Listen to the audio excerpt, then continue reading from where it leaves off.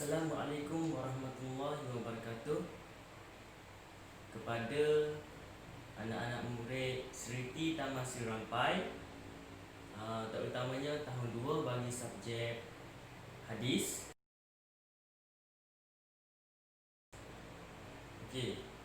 Pada hari ini, hari Isnin, iaitu subjek hadis, kita akan masuk kepada hadis yang ke-13, iaitu kelebihan solat berjemaah.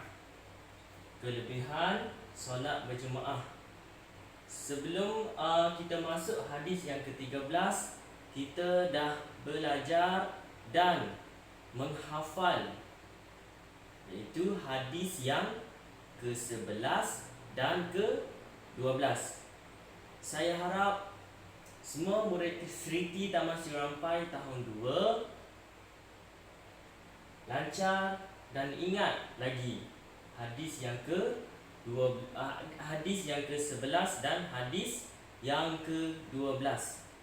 Okey, pada hari ini kita akan masuk hadis yang ke-13.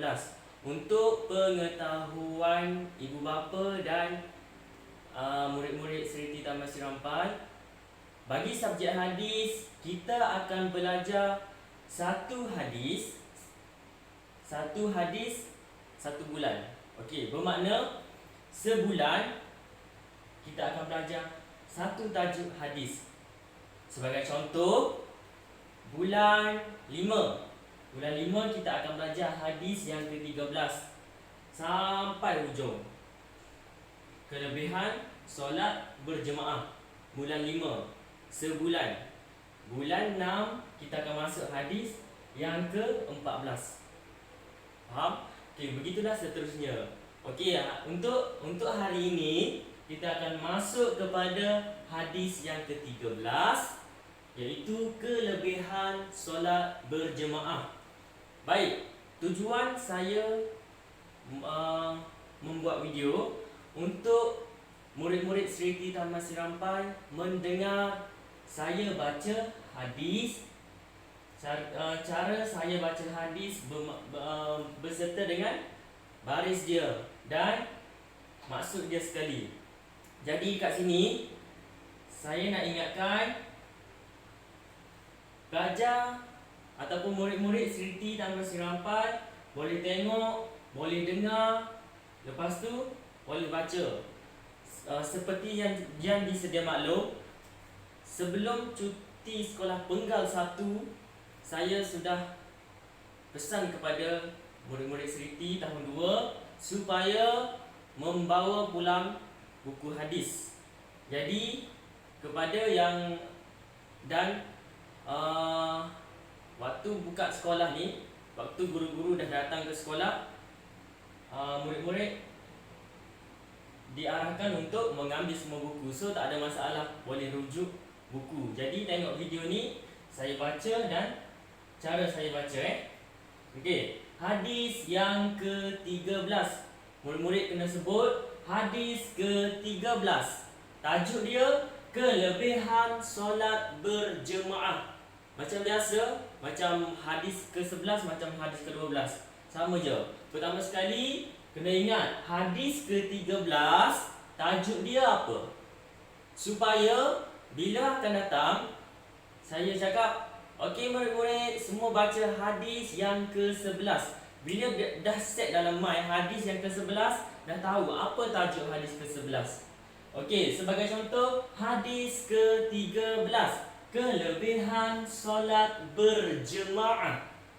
Ali bin Umar radhiyallahu anhuma anin nabiyyi sallallahu alaihi wasallam qala salatul jamaah afdalu min salatil fardhi bi 27 darajah. Rawahul Bukhari wa Muslim. Baik, yang tu adalah bacaan hadis. Selepas bacaan hadis, semua murid wajib menghafal juga makna hadis sekali. So baca dulu daripada Ibnu Umar radhiyallahu anhuma, Nabi sallallahu alaihi wasallam bersabda, solat berjemaah lebih afdal daripada solat bersendirian sebanyak 20 darjat. Riwayat Bukhari dan Muslim. Okey, di sini seperti yang saya cakap dalam kelas, kalau nak menghafal hadis, kena nak senang ingat. Okey, yang pertama,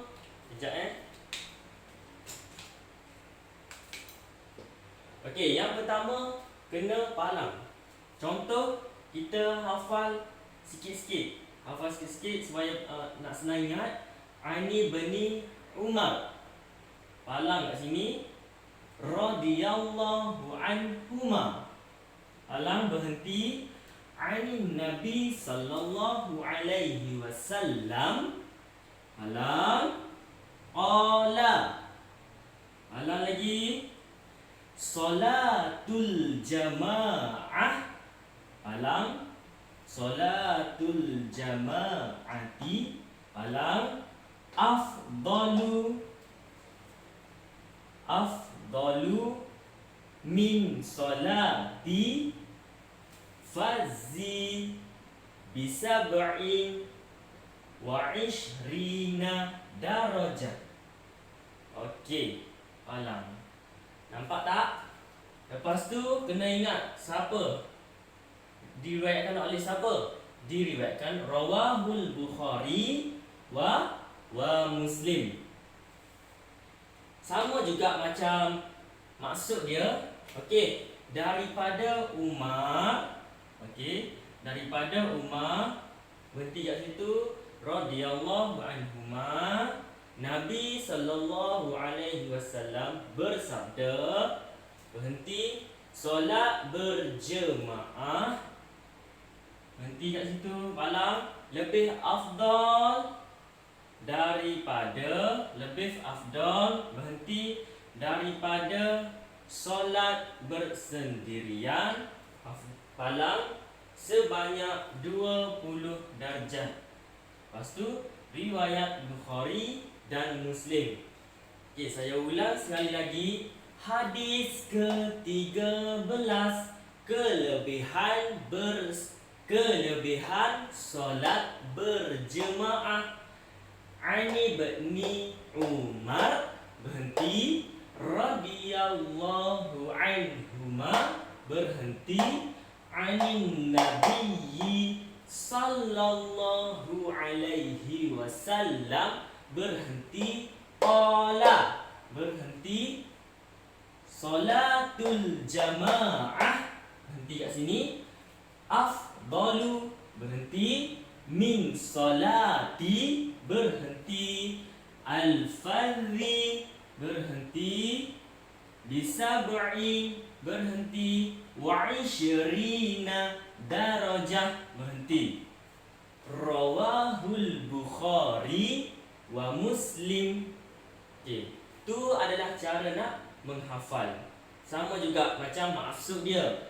Daripada Ibnu Umar, berhenti, radhiyallahu anhuma, berhenti, Nabi sallallahu alaihi wasallam bersabda, berhenti, solat berjemaah, berhenti kat sini, lebih afdal, berhenti, daripada solat bersendirian. Okey, berhenti, sebanyak 20 darjat, berhenti.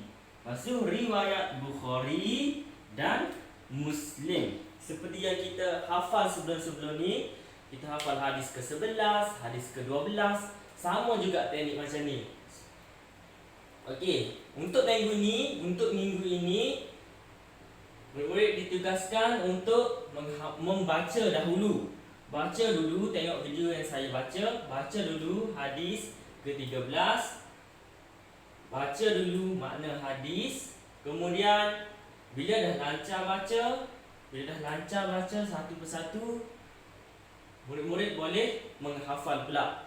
Hafal hadis, makna hadis. Dan di dalam buku hadis ada juga apa dia?